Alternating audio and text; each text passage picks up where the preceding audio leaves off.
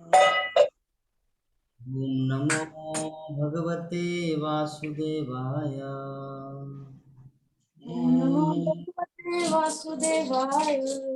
नारायणं नमस्कृत्य नारायणं नमस्कृत्य नरं चैव नरोत्तमं देवीं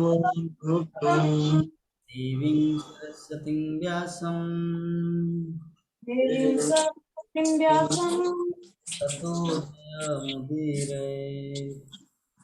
ततो जयमुदीरये। ततो जयमुदीरये। नष्टप्रायेषु अभद्रेषु नष्टप्रायेषु नष्टप्रायेषु भद्रेषु नित्यं भागवत सेवया नित्यं नित्यं भागवतं सेवया भक्ति उत्तमश्लोके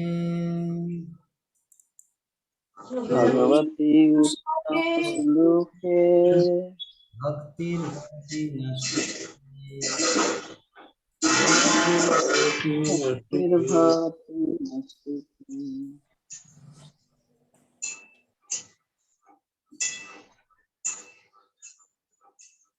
श्रीमद् भागवतम प्रथम स्कंद 13 नंबर अध्याय। अध्याय का नाम धृतराष्ट्र द्वारा गृह त्याग।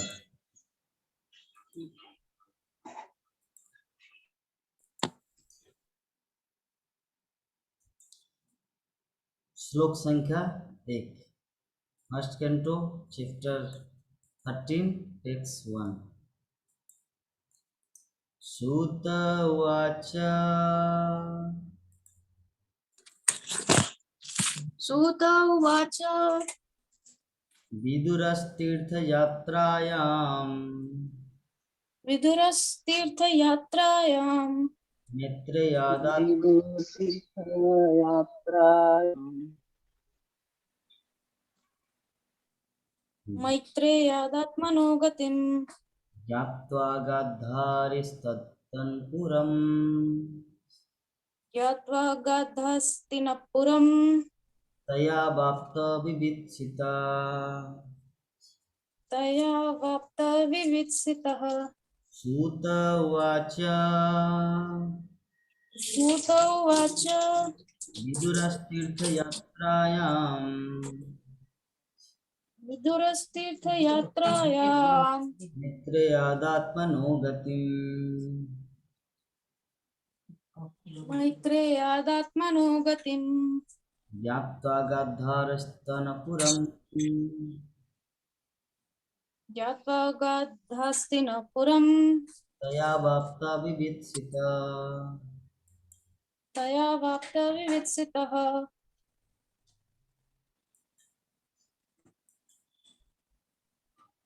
हरे कृष्णा। हरे कृष्णा प्रभु जी।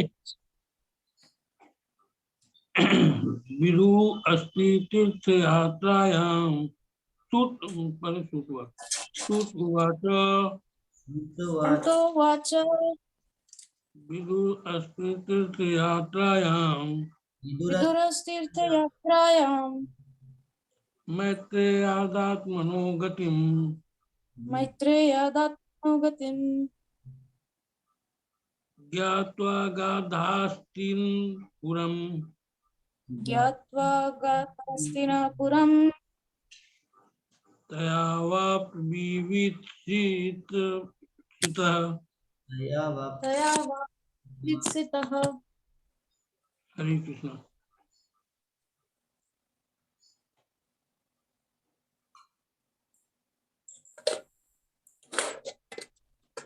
अनुवाद तात्पर्य पढ़िए। मुझे पढ़ना है।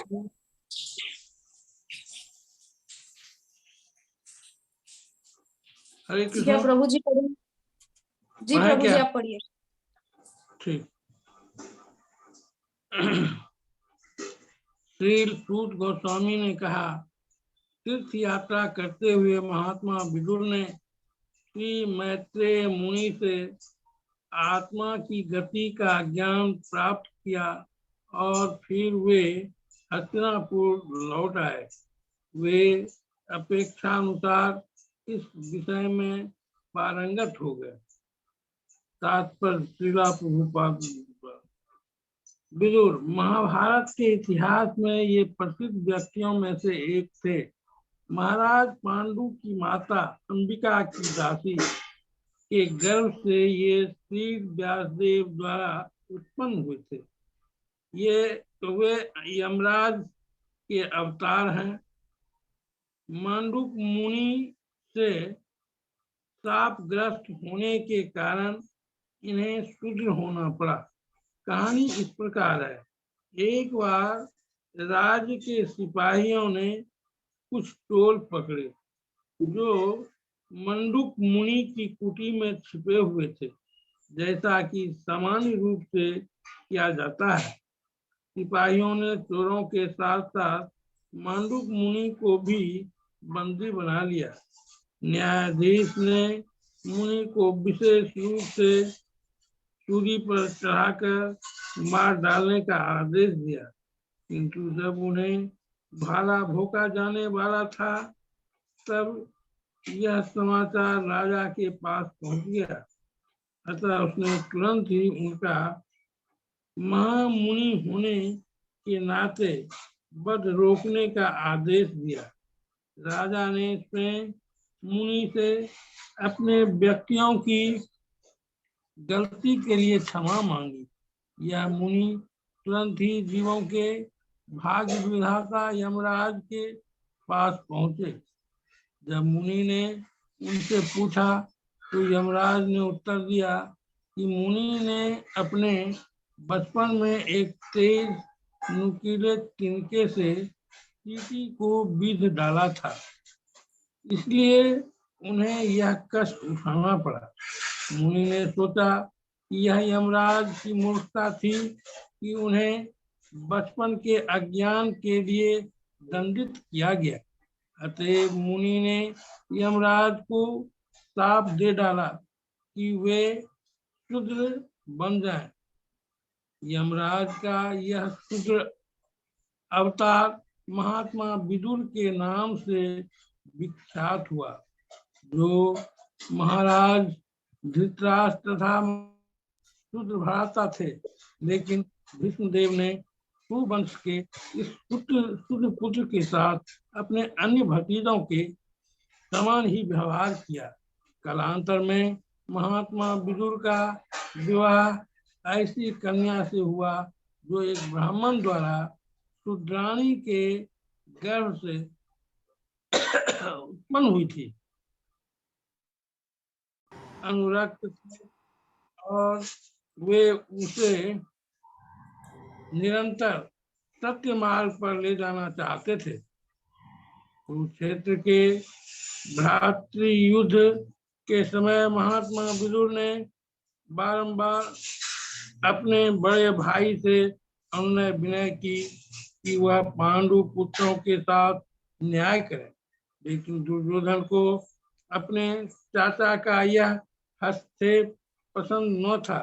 अतएव उसने महात्मा विदुर का अपमान कर दिया था। इसके कारण महात्मा विदुर घर छोड़कर तीर्थाटन करने तथा श्री मैत्रेय मुनि से उपदेश ग्रहण करने चले गए। हरे कृष्ण। हरे कृष्ण। तो हम लोग आज शुरू करेंगे। आज का हमारा प्रसंग है धृतराष्ट्र का गृह त्याग। इस अध्याय को शुरू करने से पहले थोड़ा सा लिटिल 5 मिनट कल के क्लास के ऊपर जाते हैं, कहाँ से हम लोग छोड़े थे। कल क्या हुआ था, राममोहन प्रभु जी बताने की कृपा करें। हरे कृष्ण प्रभु जी। कल प्रभु जी आप बताए थे कि यज्ञ जो अश्वमेध यज्ञ हुआ उसमें जो है भगवान कृष्ण को आमंत्रित किया गया था और उन्होंने योग्य ब्राह्मणों पंडितों के द्वारा जो है यज्ञ को जो है संचालित किया और उन्हीं ब्राह्मणों के देख रेख में हुआ जो द्विज ब्राह्मण थे। और ब्राह्मण कुल में जन्म लेना जो है वह ब्राह्मण नहीं कहलाता, वह ब्राह्मण जो है शूद्र के समान होता है।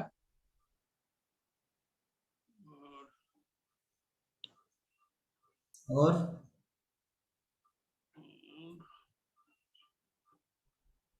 भगवान श्री कृष्ण ने जो ये यज्ञ कराया बहुत अच्छे ढंग से करवाया।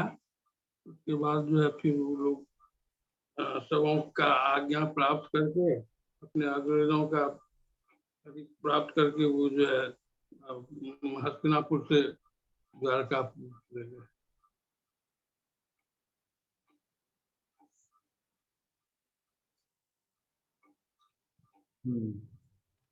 और कोई कुछ बोलेंगे?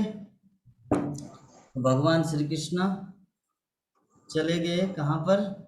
अपने घर। कहाँ पर है उनका घर? द्वारका। ये सब लीला समाप्त करके इतने सारे आपका अश्वमेध यज्ञ संपन्न करके भगवान श्री कृष्ण द्वारका लौट गए। तो अभी इधर का सीन है कि सूत गोस्वामी ने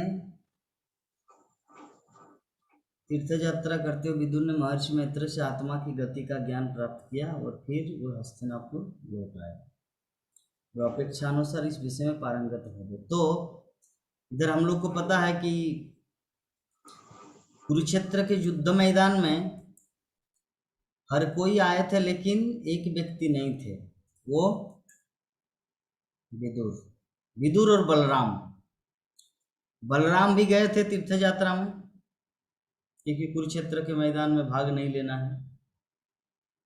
और विदुर भी गए हैं।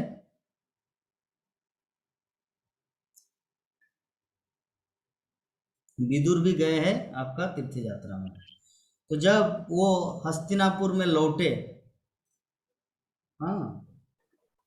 तब सूत गोस्वामी नैमिषारण्य के 88,000 ऋषि मुनि बता रहे हैं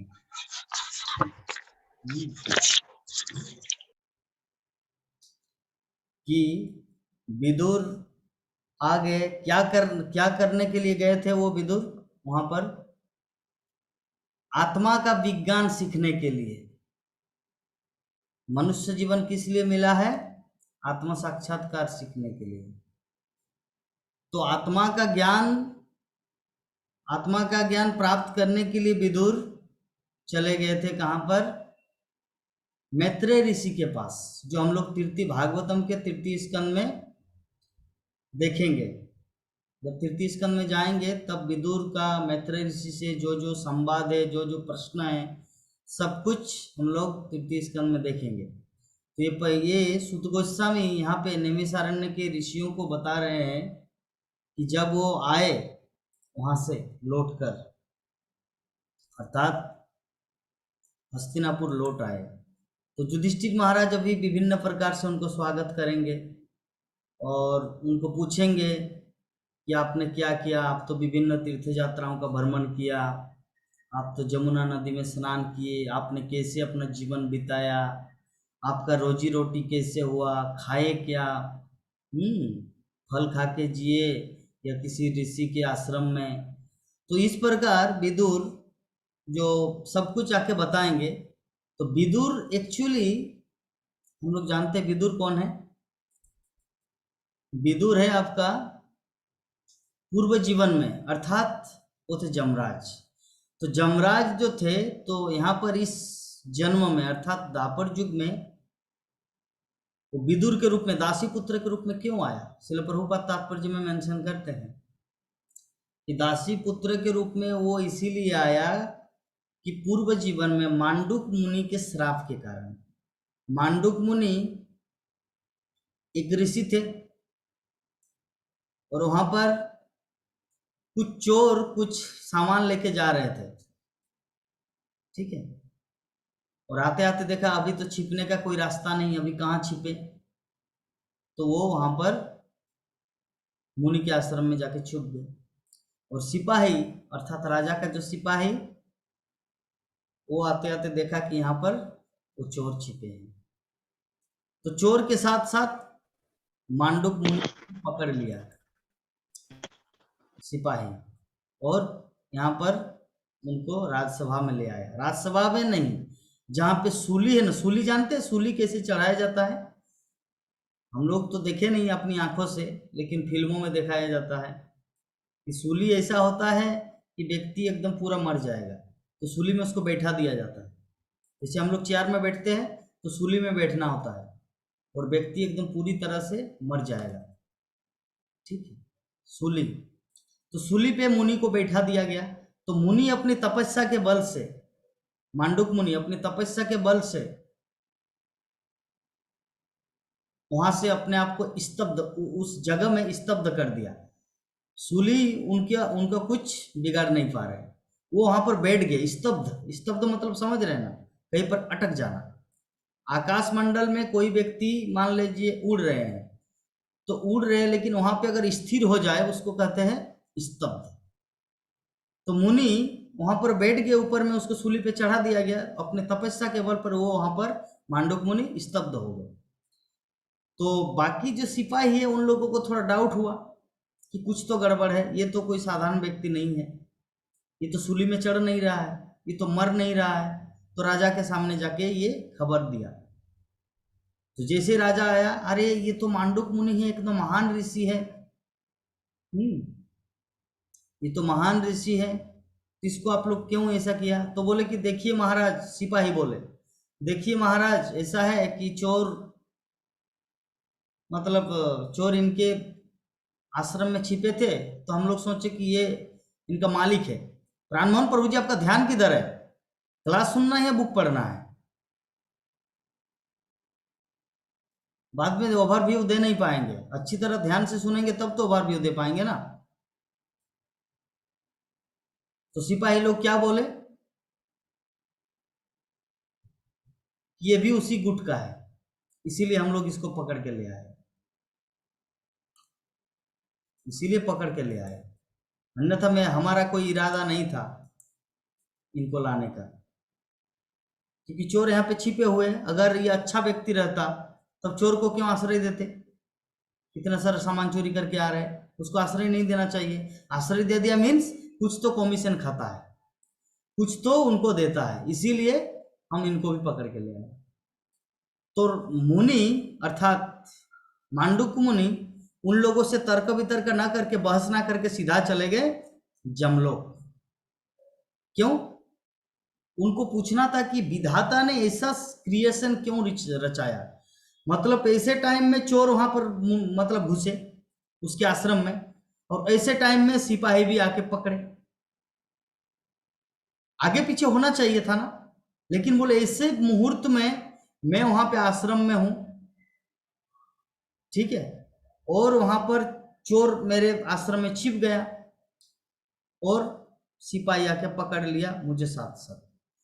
तो मेरा प्रश्न ये है कि ये जो एक्सीडेंट ये क्यों हुआ, कैसे हुआ? तो ये इस चीज को जानने के लिए वो सीधा चला गया जमलोक। तो जमलोक में जाके जमराज को पूछे, बोले कि वो उनको स्वागत किया गया, ठीक है, बैठने के लिए आसन दिया। बोले कि मुझे बैठना नहीं है, मेरा एक प्रश्न है। बोले कि क्या प्रश्न है? बोले कि वो जो मोमेंट, वो जो घड़ी, वो जो क्षण आपने जो तैयार किया कि चोर आया, सिपाही पकड़े, मुझे भी साथ में लेके चले गए, तो ये घटना आगे पीछे क्यों नहीं हुआ? तब जमराज उनको बोले, देखो भाई, देखो मुनिवर, बचपन में आप एक तिनके को, एक कीड़े को, मतलब एक कीट, उसको आप सूली में चढ़ा दिए थे, मतलब उसको सूली उनके पीछे घुसा दिए थे। तो ये जो अपराध किया ना, जिसका फल आपको भुगतना पड़ा। खैर, आप तो महामुनि हैं, आप तो तपस्या के बल पर कुछ नहीं हो सकता आपका, आप तो अभी मांडुक्य मुनि उनको शास्त्रों का सिद्धांत दिया। एक शास्त्र गर्ग संहिता या कुछ एक शास्त्र का नाम उल्लेख किया और बताया कि 8 साल तक बच्चा अगर कुछ पाप करे तो उसको पाप की गिनती में नहीं गिना जाता। 8 साल या 4 साल ऐसा कुछ बोला, मुझे अभी याद नहीं आ रहा। तो तुम ये चीज बिना विचार किए मुझे तुम कैसे शास्ति दिया? इसीलिए तुम एक अच्छे व्यक्ति का कार्य नहीं किए, तुम एक मूर्ख व्यक्ति का कार्य किए, पंडित का काम नहीं किए, शूद्र का काम किए, इसलिए तुमको शूद्र बनना पड़ेगा। तो अभी श्राप दिया। तो वही जमराज यहाँ पर विदुर के रूप में जन्म ग्रहण किया। जमराज का वो थोड़ा सा गलती, क्या गलती कि वो बिना हिसाब खाता देखे ही तुरंत उनको पनिशमेंट दे दिया। हाँ, ये ठीक है, वो पनिशमेंट दिया क्योंकि वो तिनके को ये किया। भीष्मदेव का उचित था, भीष्मदेव ने प्रभु जी मेरा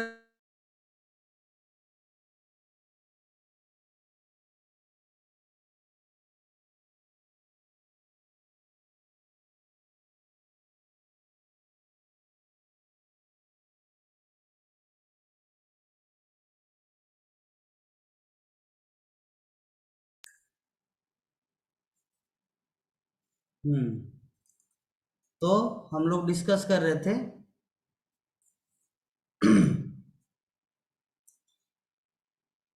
कि भीष्मदेव जो अपराध किया था, एक सांप को रास्ते से साइड करके नागफनी वृक्ष में डाल दिया था। न मर रहा है, न जी पा रहे, न जी पा रहे, न मर पा रहे। ठीक है, जिसके कारण भीष्मदेव को शरसज्जा में लेटना पड़ा। इतने महान व्यक्ति, तो मांडुक मुनि होकर भी उसको सूली पर चढ़ाया जा रहा था और चढ़ाया गया था, अपने तपस्या के बल पर बच गए। तो कर्मफल कितना, प्रकृति का नियम कितना भयंकर है। इसीलिए भक्तों को सदैव सचेत रहना है कि मैं तो भक्त हूं, मैं तो अपराध कर सकता हूं, मेरा क्या है। प्रकृति का नियम सबको शास्ति देता है। मांडुक्य मुनि, भीष्मदेव भगवान के शुद्ध भक्त को भी छोड़ते नहीं प्रकृति का नियम। तो हम सब कौन खेत के आलू है, हाँ? है कि नहीं प्रभु जी? हम सब किस खेत के आलू है? मूली नहीं चलता अभी, आलू ही खाते लोग, इसीलिए मैं बोल रहा हूँ हम लोग किस खेत के आलू है।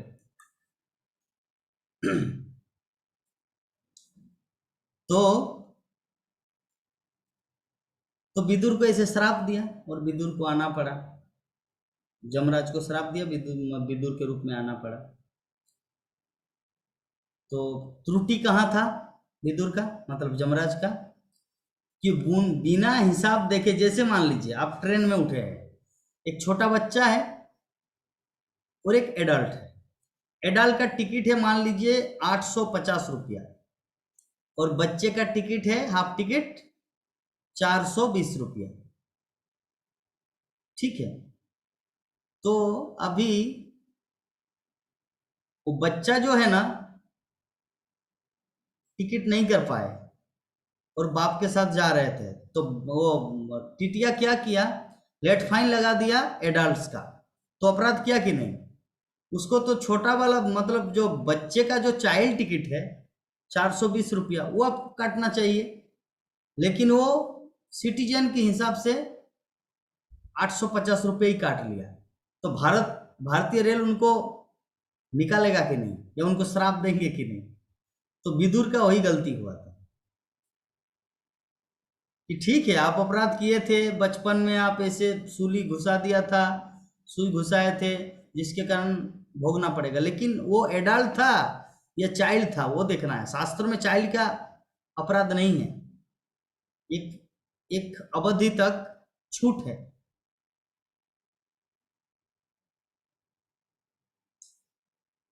ये मीटिंग हमारा खत्म हो गया, आप लोग जुट जाइए।